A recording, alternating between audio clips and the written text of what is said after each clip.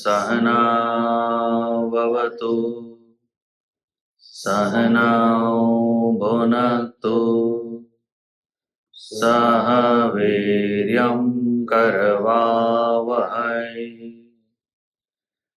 Tejasvinavaditamastu Ma Vidvishavahai Om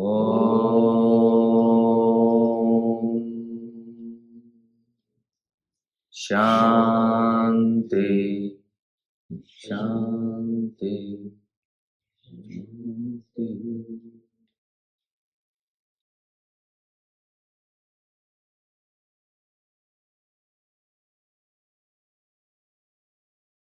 So we completed verse 33 last week of chapter 4 of the Gita. The sacrifice of wisdom is superior to the sacrifice of wealth. So he gave the various grades, right?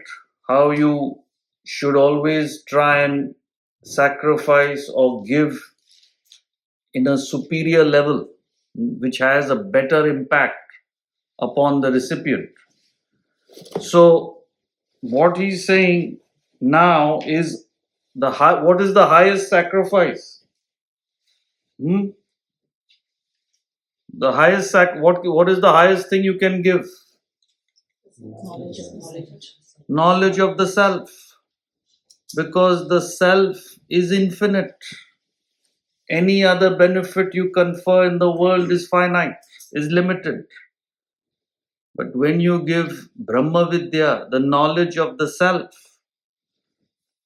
the seeker gains an infinite benefit, enlightenment. So it's the highest. Not only the enlightenment, but a far superior level of peace and satisfaction in the world, permanent. But to be able to give it, what do you need to do? You have to gain the knowledge first. That's why he said Swadhyaya Jnana Yajna. If you remember in verse 28, the greatest thing you can do is study, reflect, become the self. Swadhyaya.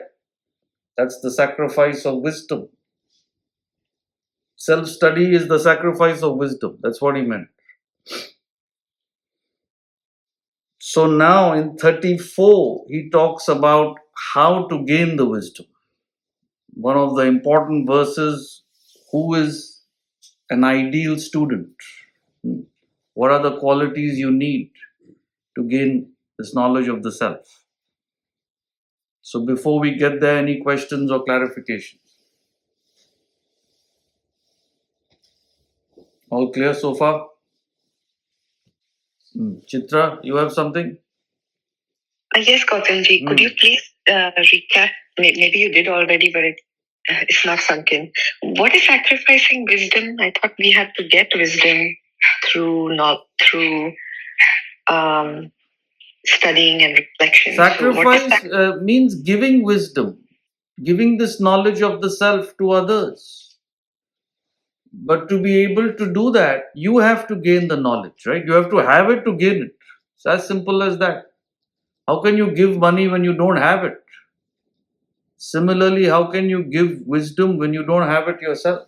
So, to be able to do the highest sacrifice, you have to first gain the knowledge. In fact, you can only give the knowledge to the extent you have it. So, your whole focus in life should be to gain this wisdom, not to lecture. First tendency is you get a little bit of knowledge, you want to lecture to others. So, Swadhyaya Jnana Yajna, that's what he said, the gaining of the wisdom. And how you do it is 34. Yeah, sorry, one more. This is a reference verse 31.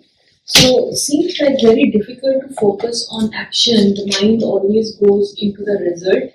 So while we are trying to gain the knowledge and remove the selfishness, anything we can do from practical standpoint to enjoy the action when we are doing the action rather than thinking of the result.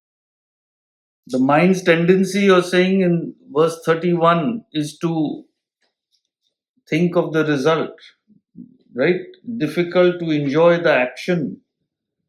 See, when you say practical tips, what he's saying over there is when the impulse for the action, the reason for the action is selfless, you will enjoy the action.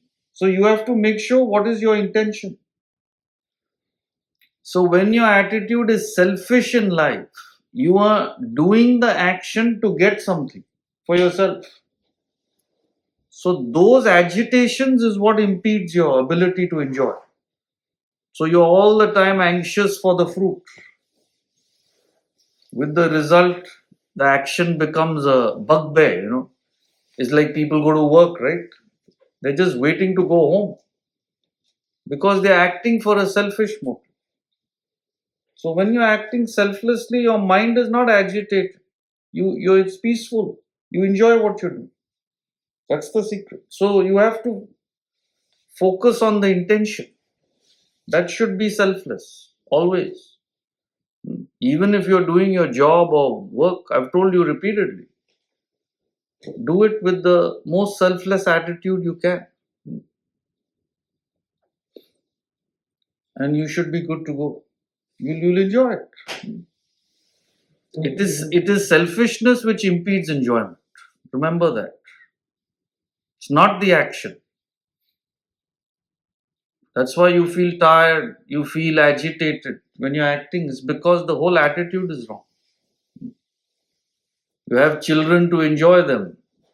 Why everybody all the time stressed about their children? They're all selfish. My children should be successful. Because you feel good if they're successful. So they're born. Your whole focus is right school. Then why do you want them to go to the right school? Why? Because that's the best chance to get into the right college. And that's not enough. Right school means they should get good grades in that school also. Then that's the next agitation. And then go to college. Why do you want them to go to college? Because then they'll get a good job. Why do you want to get a good job? Because then they'll succeed. Whatever. So 25 years of misery from the day they are born. That is also not guaranteed. 25 you will say, now he's not getting married. Got a good job. Now 35, no? So some chances there. 10 years full agitation. Don't worry, it'll break somewhere or the other. And then they got married but they're not having children. Right? So it's endless sorrow and anxiety. It's all because you're selfish. I produced this child, let me do my obligation. That's it. Whatever is best for the child, I'll do it. It's not that I'll be indifferent. But there's no expectation. You got it? Yes, sir. So following up on the earlier question, to gain knowledge can take a lifetime, can take so is there an absolute point where you get to and only then can you share your knowledge? Because you come across I've come across wise people who maybe are half human, but but during that process they can also impart wisdom. So when does one know when you reach that point of clarity that you can actually impart wisdom?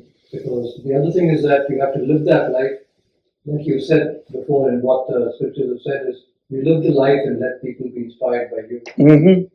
So is there a sort of a contradiction here that you either live a certain life and let others be inspired, or you try and model and others can model it and don't actually give advice? So I'm not able to. Right. So your point is that it will take such a long time for you to become wise. And of course, enlightenment is long way away. So when do you know when you're qualified to impart this knowledge, right? The fact that you're asking, you're not.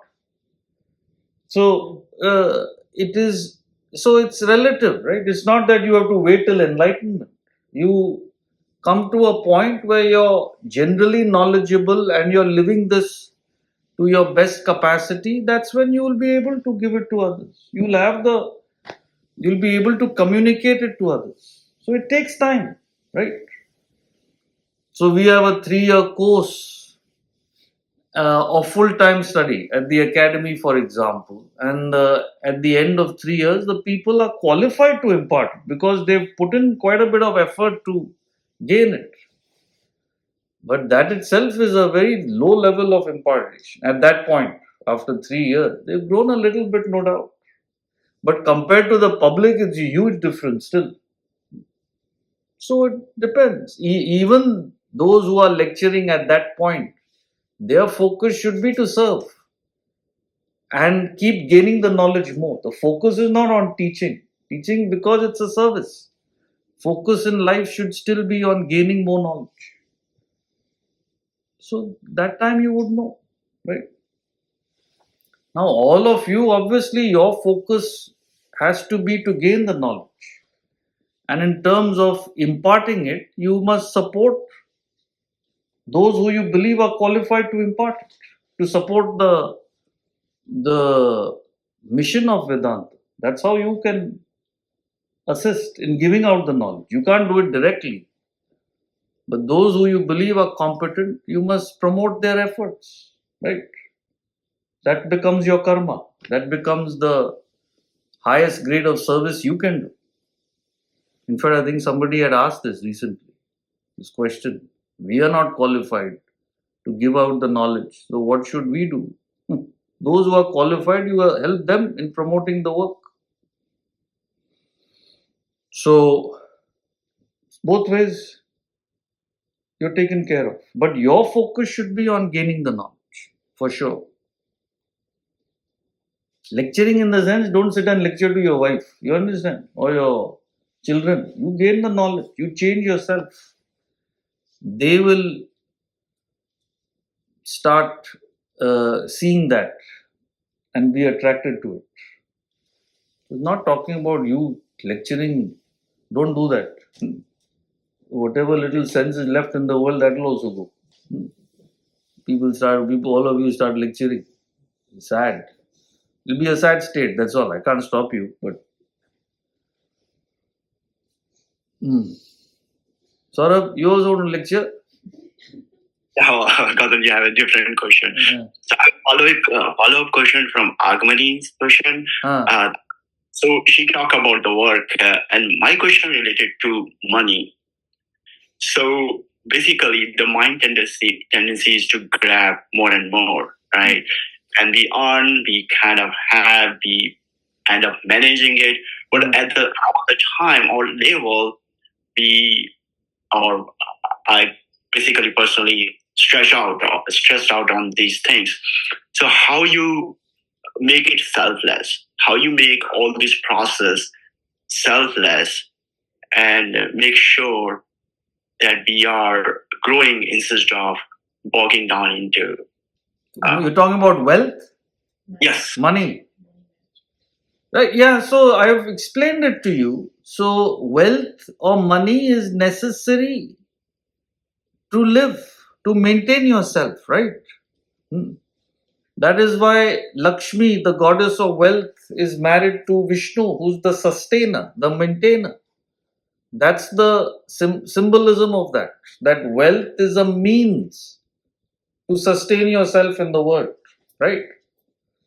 So you have to look at it like that. So what are my requirements to sustain myself comfortably, right? Reasonably comfortably in the world. So you plan for that. You have to. You have to be smart and plan accordingly. Earn and plan and save, whatever.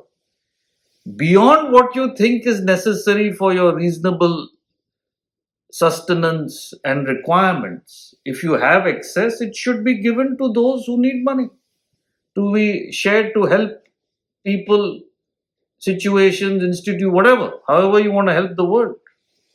It's quite straightforward. So each person is subjective. It has a different requirement, right? You have children, you'll have a different more. You'll need more. You don't have children, you'll need less. It's like that. That depends on each person's situation, right? So as long as you have that feeling that I want to serve, there's no harm in earning. In fact, I tell people, you're in a position to earn more, earn more. You can help more. Why not? You don't have to stop earning if that's your talent. But the attitude, same thing, like with anything else. It should be, if you do it that way, money will be a aid to your spiritual growth. It won't be a hindrance. But if your attitude is to accumulate more and more for yourself and feed your insatiable desires, you will become a caricature. Money will destroy you, like it destroys everybody. I can't think of anybody who knows how to handle money. You just use it to feed your own desires and maybe your children. You're destroying yourself. So that's why the god of money is Kubera, who's a yaksha, like a demonic face, literally. If you see his face, that's what it conveys. If you know how to handle money, it's a beautiful thing in your life. If you don't know how to handle it, it becomes a curse upon you. Where wealth accumulates, men decay. So Oliver Goldsmith says that this it's not quantum of money, it's this accumulative spirit. It's horrible. Absolutely. So you see these billionaires and trillionaires, whatever they are, how can I have a bigger boat, bigger than all the other billionaires? How can I have a bigger party? Then how bigger this, bigger? Their whole focus in life is that. Rather than I have so much ability to help, how can I use it?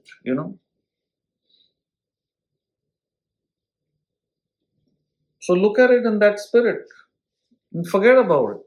Right? Once you've set your plan, the other next step is once you've set your plan, yes, this much I need, this much I have to earn, this much has to be saved, this much has to be given, then forget about it.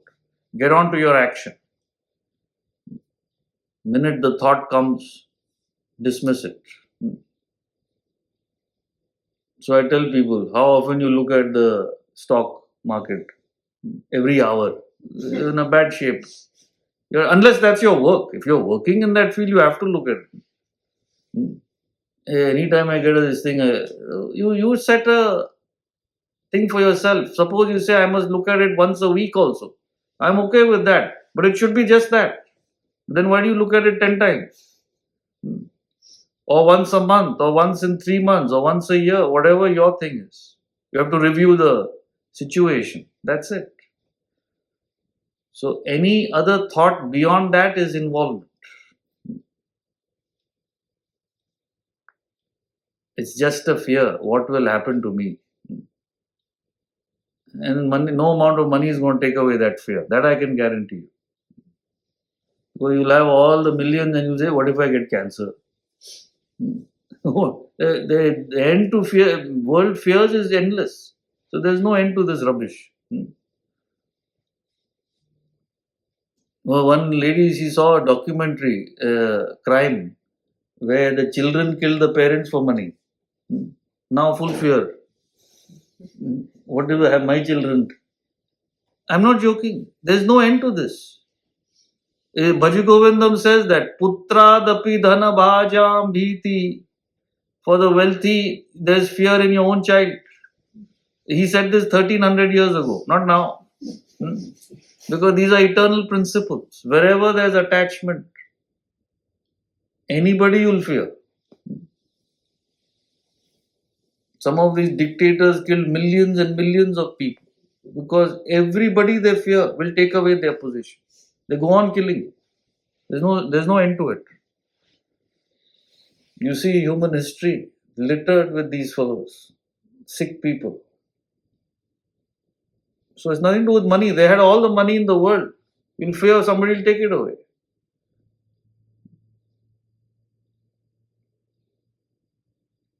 So you will be miserable all your life if you have any thought of money beyond what it should be. You have entered the gates of hell, literally, the hellish existence.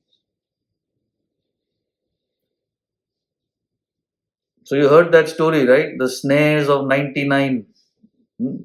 Remember, Ramatirtha gives the story. Now, those of you who have not heard it.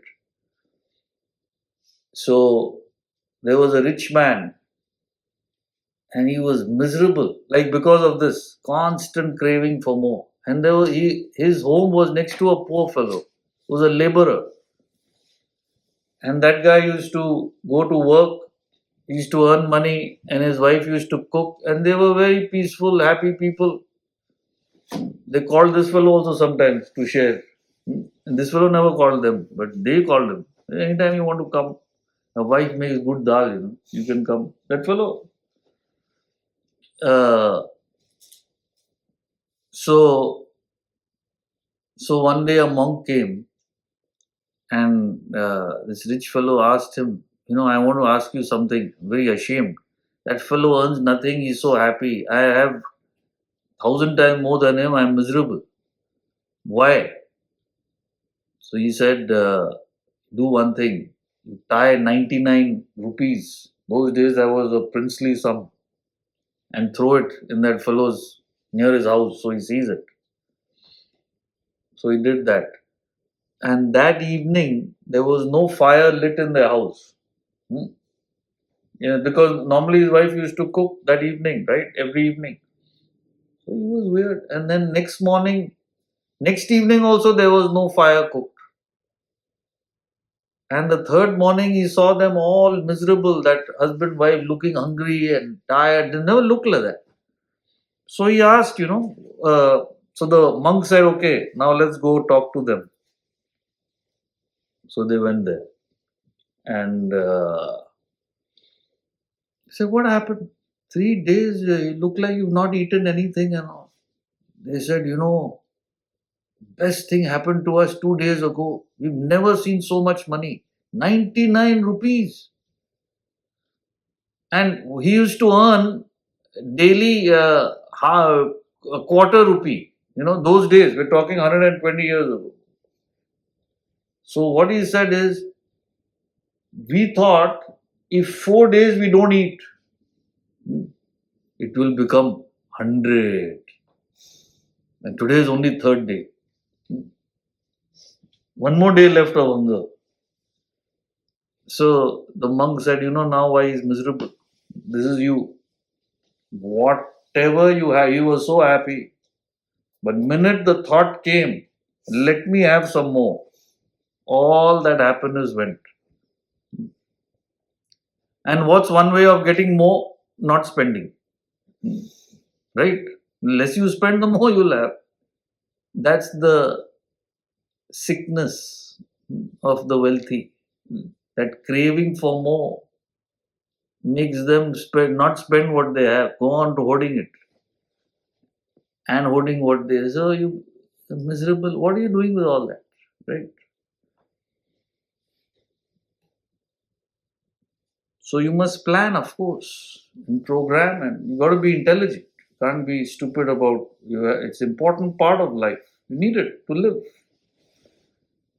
Beyond that, to think about it, you're destroying yourself, not nobody else.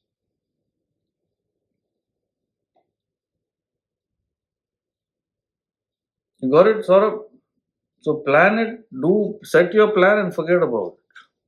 And focus on what needs to be done at every moment, like we were discussing yesterday, right?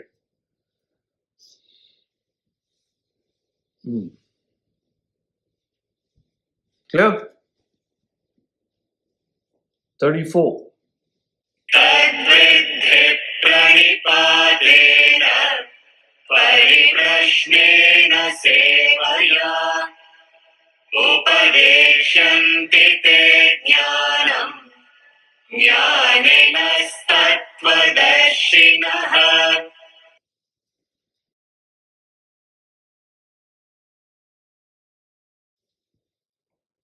Know that tadvidhi by pranipatena, by prostration, pariprashnena, questioning, sevaya, service. The wise who have realized the truth, tattvadarshinaha, will teach you the knowledge.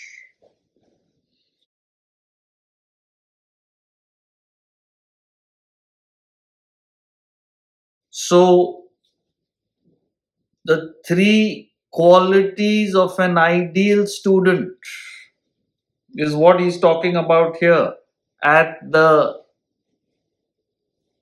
intellectual, mental, physical levels. What you need to do to be able to gain the knowledge. So, at the mental level, there must be pranipataha, which is a feeling of surrender. Prostration refers to the ritual where you place your head and heart at the level of the Guru's feet. That's the prostration. All it means is the Guru's feet represents the truth because a true Guru stands on the truth. So it's all symbolic. So your head and heart are at the level in the sense you dedicate your mind and intellect to gaining the knowledge. It's just a ritual. But what the important thing is the feeling behind it. So that feeling of surrender should be there. And that feeling comes with what? How does that feeling come? Awareness. I don't know. 3 words. Learn that. Before you have to gain any knowledge, the 3 words that you need to understand are I don't know. So you must be able to say that to yourself. The problem with us is because we're used to that. That's such a strong feeling in life that I know everything. I know what I'm doing. See, suppose you think you know medicine, you will never go to a doctor. You must first understand I don't know medicine. Something is wrong with me, I don't know how to cure it. And then you'll go, right? So, first thing is surrender. I don't know. Now you will realize you don't even know what you're doing in simple things. Person has tells you just casually, I've had a stomach ache for the last 2 weeks. Oh, really? My grandmother used to give me this remedy. Try this. Right? First of all, how do you know 2 weeks he's been having a stomach ache? Could be something serious. You don't know, right? Say, look, it's been a couple of weeks, it's not gone. I think you should show somebody who knows. Go to a doctor. You're giving free advice. I know. My grandmother, right? And so you believe you know, and you're not being, you want to help the person, but you don't know what you're saying.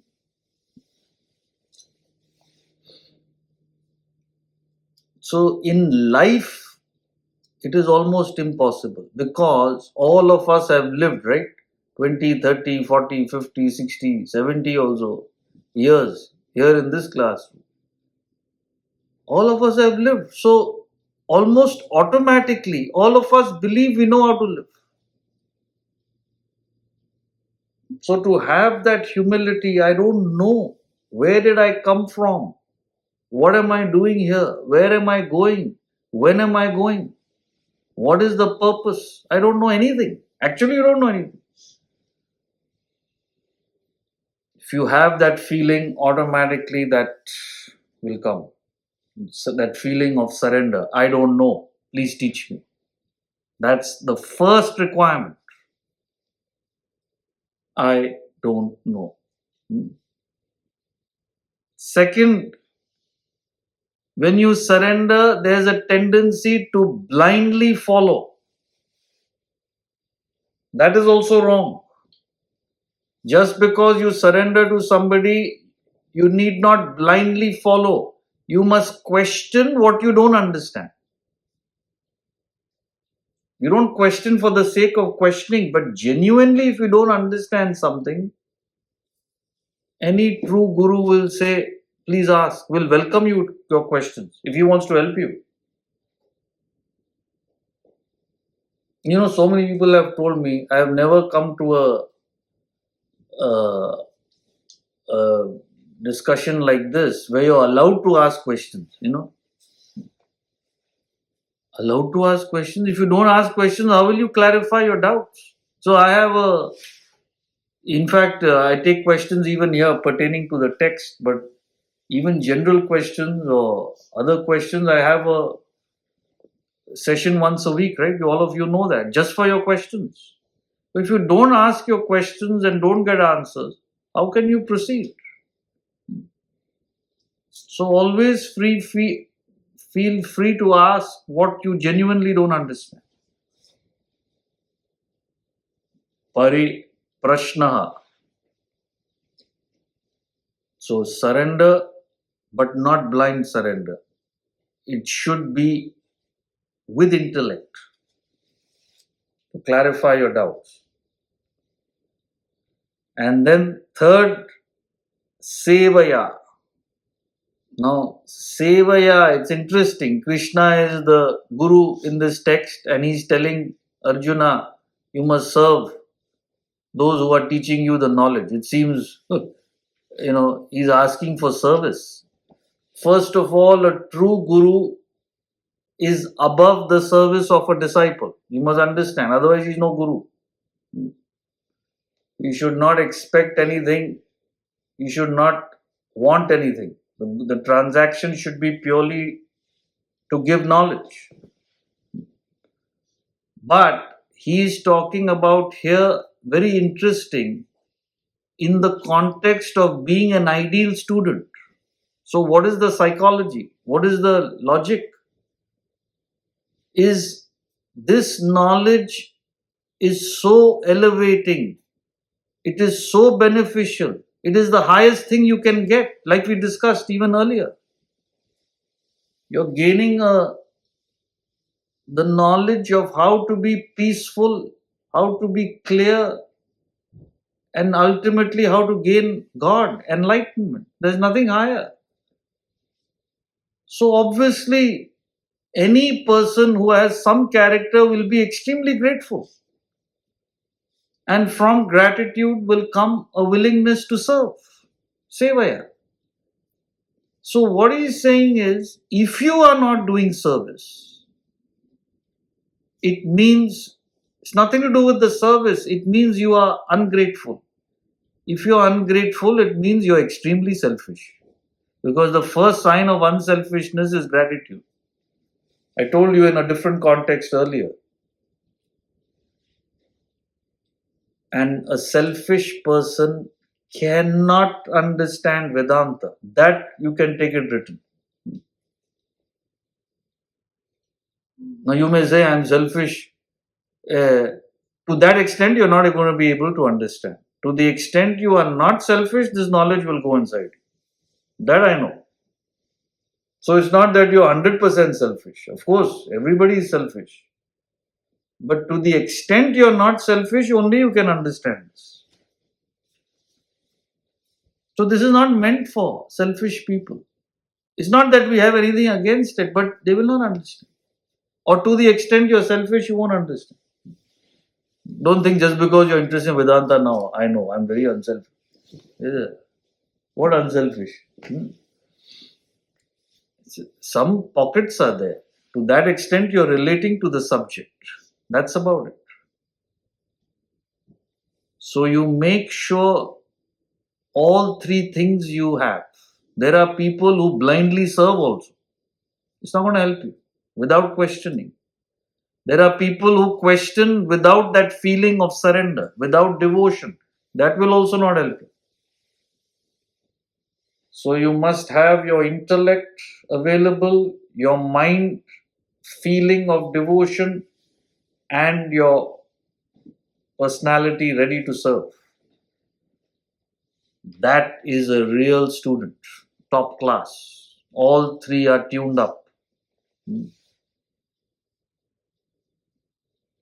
And he says, if you have these qualities, see how he puts it. The wise who have realized the truth,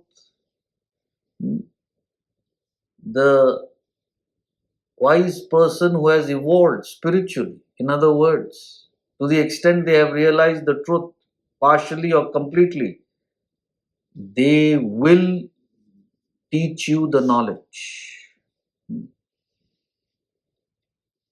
So, a guru is one who is looking for disciples who are genuinely interested. A disciple is one who is genuinely interested in gaining the knowledge. There will be a connection. Has to be. Supply and demand. It's very simple. They are looking for such students, you are looking for a teacher. It's a question of when it happens, not if it happens. You deserve the knowledge, in other words. In Sanskrit, they call it adhikari. Adhikari is a person who deserves the knowledge. So, in the good old days, the teachers never went to the students. The student had to go to the teacher. Teachers used to be in the Himalayas or wherever their ashrams were, and the student would go there. See, today is slightly different because nobody knows where the knowledge is. It's no longer there in the Himalayas. There's so many people, so many institutions, missions there, but not necessarily teaching knowledge. So you don't know where it is. So we have to do this minimum publicity, which is actually non-traditional. Don't do it for this knowledge. But just to make people aware that it's available, you have to do it. But the principle remains. Even when you're doing a lecture, let's say 500 people are attending, you're not doing it for the 500. You're doing it for those 5 and those 500 who will react. So how did so many of you come for this knowledge? No, I heard this. We had a talk at my friend's home and I was invited. You're the only one who reacted. Where are all those others who came? We've never seen them. It's for you that lecture took place, whether you understand it or not now. So that's why these things have to go on, because you don't know where they are. So many people said, even amongst you, right? I was looking for this and suddenly that ad popped up. That ad pops up to 100 people. Why did you react? It's for you. That we have to pay for 100 fellows clicking it. It's tragedy. Can you believe? I have to pay so that you understand the knowledge. Is a madness going on. We have to do a paid campaign, you know that. That's how you came to know. So, but the reason you reacted is because you're interested. So now that you're interested, make sure these qualities are there. You have that genuine feeling you don't know.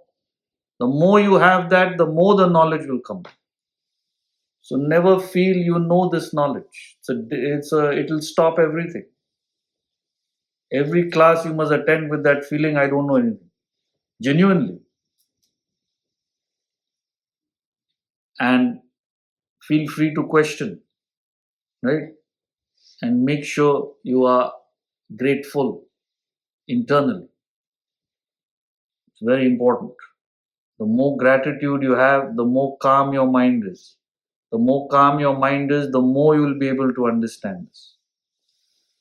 The more selfish you are, the more disturbed your mind is. The more disturbed your mind is, the less this knowledge goes in. It's as simple as that. So it's for you. Vedanta is beyond the need of anybody. Please understand. Been going on for thousands of years. These are eternal principles. It will go on. But how should you benefit from it is what he's saying here.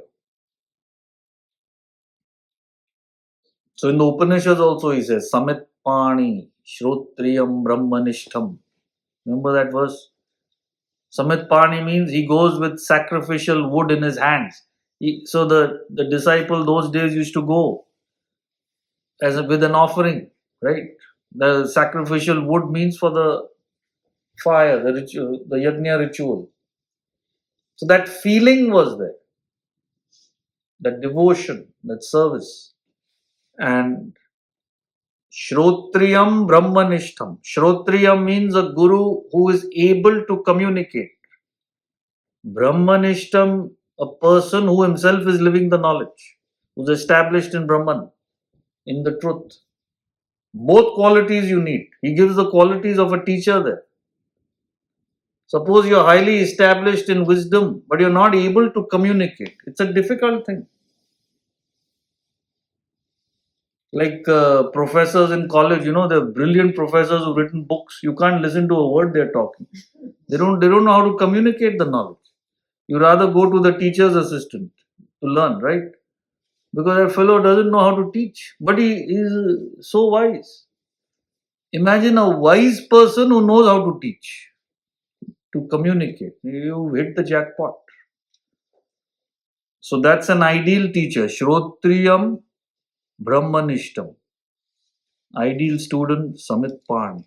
Gratitude, devotion, and questioning. He doesn't say, oh, no, you are everything. Whatever you say, I'll accept blindly. No. The whole Upanishad is question and answers. In fact, Gita also, so many chapters of the Gita start with Arjuna asking a question, right? Rest of the chapter is Krishna's answer. So even the Gita is actually a Q&A session. Question he asks and answers are being given.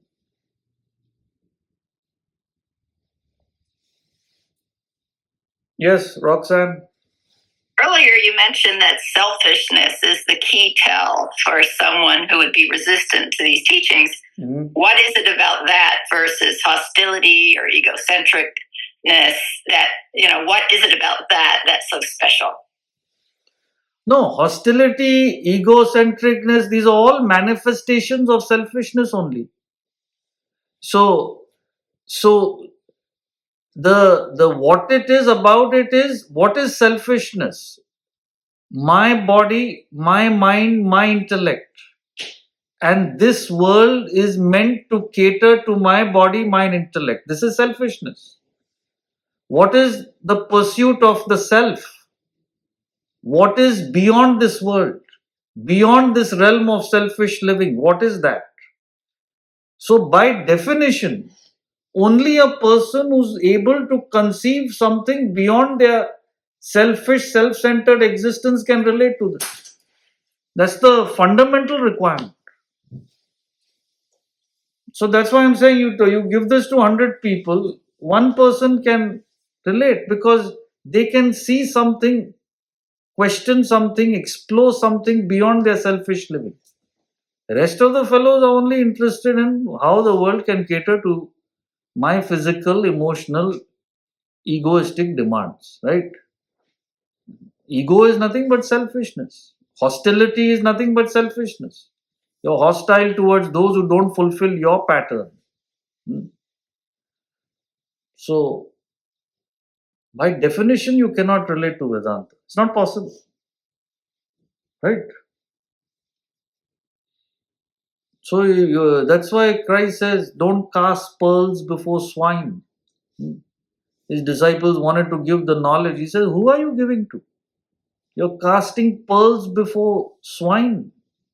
These pearls of wisdom. A pig, what will he do with a pearl? You'll smell it. Most useless thing. They can't understand. So, person is grossly selfish. They'll, what is this nonsense? Spiritual nonsense. this knowledge, they will belittle it. Even if externally they can't belittle it out of fear of what people will think, internally they belittle it. Oh, rubbish. They have nothing to do with it.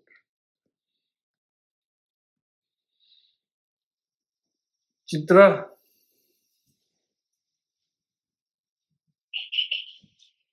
Gautamji, can you hear me? Yes, you're breaking up a little bit, but go ahead. You outlined a few situations that blind devotion without service is no use, intellect without this is no use, and there's one bucket that I didn't quite understand, which is I'm confused about devotion. So if you are doing service and if you have the ability to question and use your intellect, what is the devotion for exactly? Because you gave a beautiful example of Lakshmi married to Vishnu that I didn't know of, and there's beautiful symbolism in that. So I get that, but what are we supposed to be devotional towards? I feel like I'm in that state where I may not have any devotion, and it's not impeding my desire to do service. If you could just expand on that, please. No. The devotion is that feeling that I don't know. So automatically you feel devotion towards the source of knowledge. If you don't have that feeling, then what kind of a person are you? That shows that you're just a seeker of information. That feeling doesn't back that. See, there's a difference between a philosophy professor and a philosopher, right? Professor is one who is just transacting in information.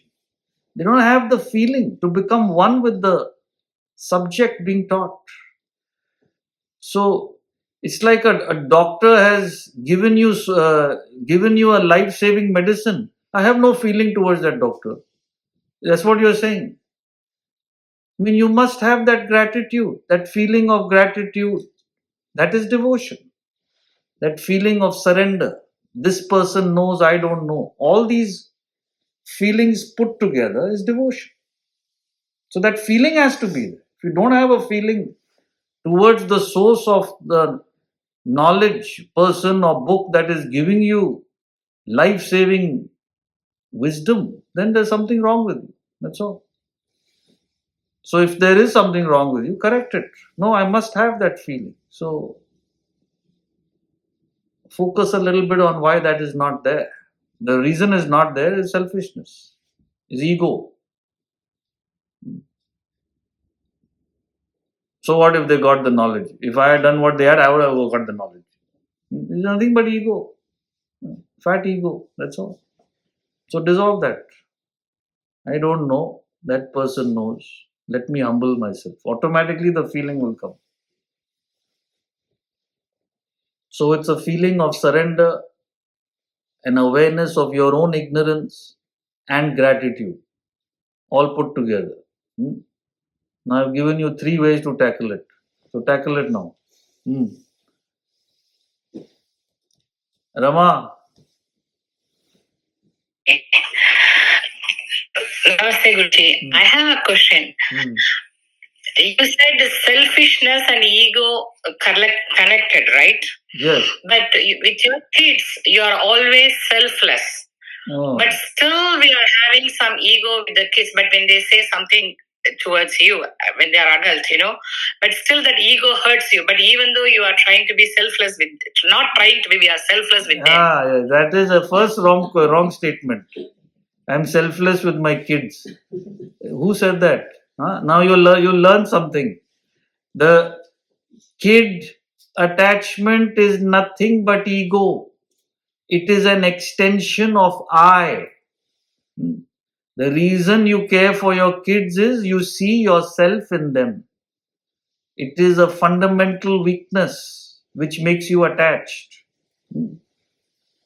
All animals also have that, inbuilt by nature. That is why they care so much for their children. So, when a lion takes over a pride, a lion, in a lion, and there's a pride of 2-3 female lions. And the way that system works is one lion is there, another lion can defeat the first lion in combat, he takes over the pride. He gets all the 3 females. In other words, that's how that system functions. And you know what the first thing he does when he takes over the pride? Have you seen the documentary? He kills the beautiful little cubs of the previous lion. He just goes there. You know, a lion is massive, and the little cub, most beautiful thing, just goes and crushes their neck. One shot. And the female lions are there, they don't do anything because he's too strong. And all 3, he just crushes them to death, just bites them to death. My should be propagated. So that's the instinct which you go along with. That is because you see yourself in the child, you'll do anything for the child. Selfless. It's just an extension of your selfishness. That's all. If you could do it for your neighbor's child, yes, then I would say selfless. Exact same feeling, exact action, then yes, then that's selfless. So, when the child hurts you, as long as the child is going along with your ego, they are fine. When they start hurting you, going against you, then of course there will be a friction. There are people who've disowned their children. You see ads in the papers. I disown that son of mine. Nothing to do with him. You transact with him at your own risk. He does not represent me. Because he's tried to take his money away. He disowned him publicly. So many cases. What child? So please understand. So you and your family. So you mean to say. So you mean to say doing to your kids also is a kind of selfishness? Not kind. It is selfishness. Don't try and qualify it. It is kind, a little bit selfishness. It's not full. Little. I'm just trying to. It's kind of. So that means parents are doing something good for them. That is the duty of parents, right? No. Hello. No. Don't give all your understanding from all your life. It is purely selfish. You produce the children for your own emotional satisfaction. You are catering them because it makes you happy. Period. Oh, I know it's a life-changing revelation, but please understand, it is the truth. Now, again, because you have created that obligation, yes, now you can't disregard it. So you serve them without any expectation. That will help you in your spiritual path. So Vedanta is not against family. Most people are not strong enough not to have a family. Vedanta understands that. That's why gods and goddesses are shown with children. To explain that. Nothing wrong with children. But don't get attached. You serve them without expectation. Without any expectation in return.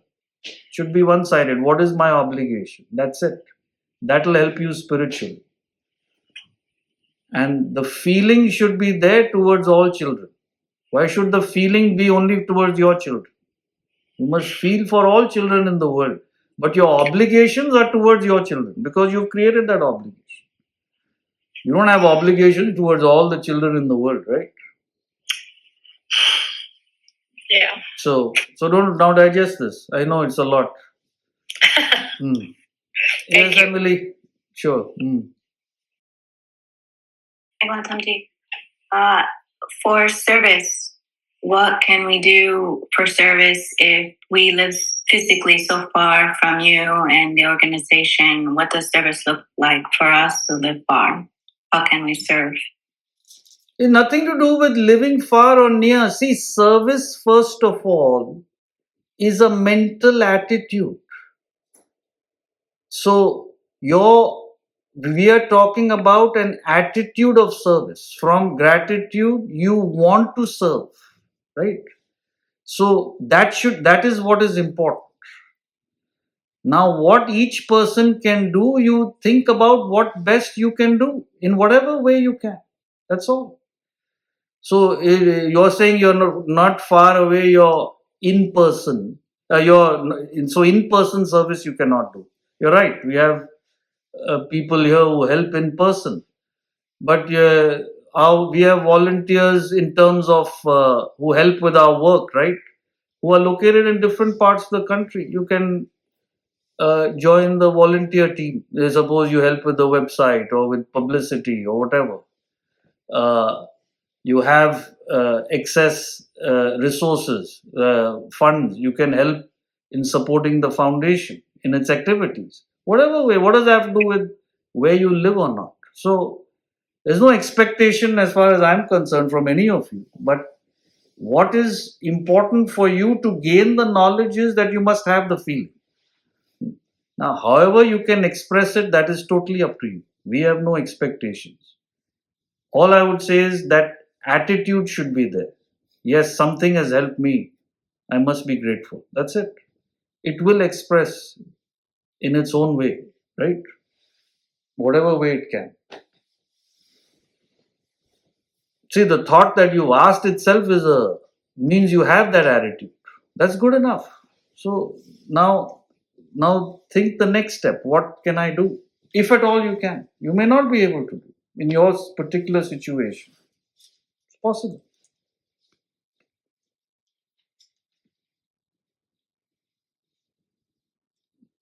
35. यज्ञात्वा न पुनर्मोहम् एवं यास्यसि पाण्डव येन भूतान्यशेषेण द्रक्ष्यस्यात्मन्यथो मयि.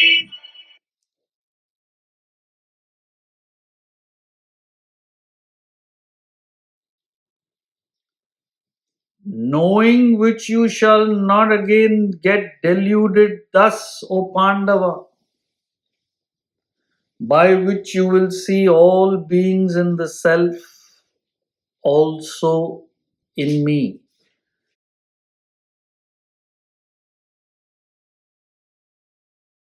So, what he is talking about here is the fundamental delusion, which is the whole problem. So, as I think I was explaining yesterday for those of you who were there in the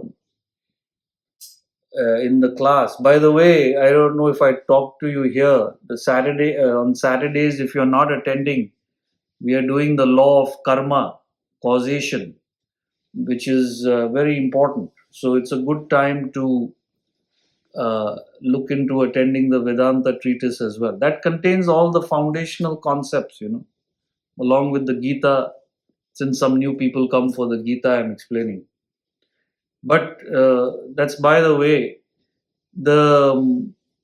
What he's saying here is the fundamental problem is ignorance, which he calls moha, delusion. See, we are all the Supreme Self. The Atman, Brahman is actually who we are. That divine truth, the absolute reality, an infinite bliss. You may call it in different ways, but that's what you are. I am, all of us. So right now the problem, what is the fundamental problem? See, it's not just lip service. You must feel that. What is the fundamental problem with me? That is real knowledge. Is that I don't know who I am. I don't know that I am that supreme reality. That is the delusion. And because of that delusion, I am infinite and I am believing myself to be this powerless little human who was born and who will die, and going through this endless sorrow of this world.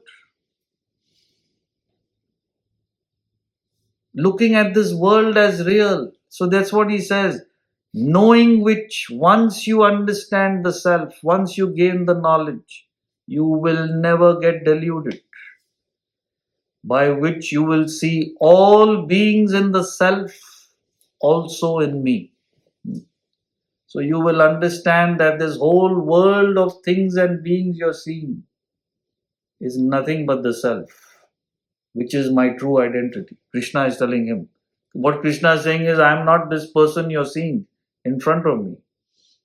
I am that self, that supreme reality.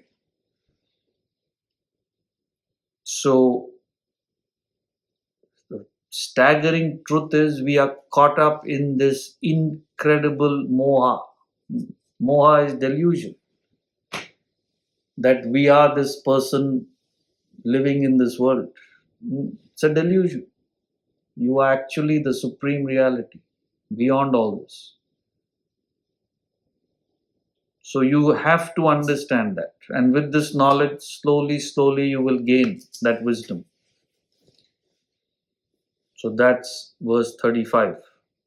So any questions, feel free to send them in over email and we'll take them on Wednesday for the Q&A. Otherwise, we'll meet next weekend. Hari Om.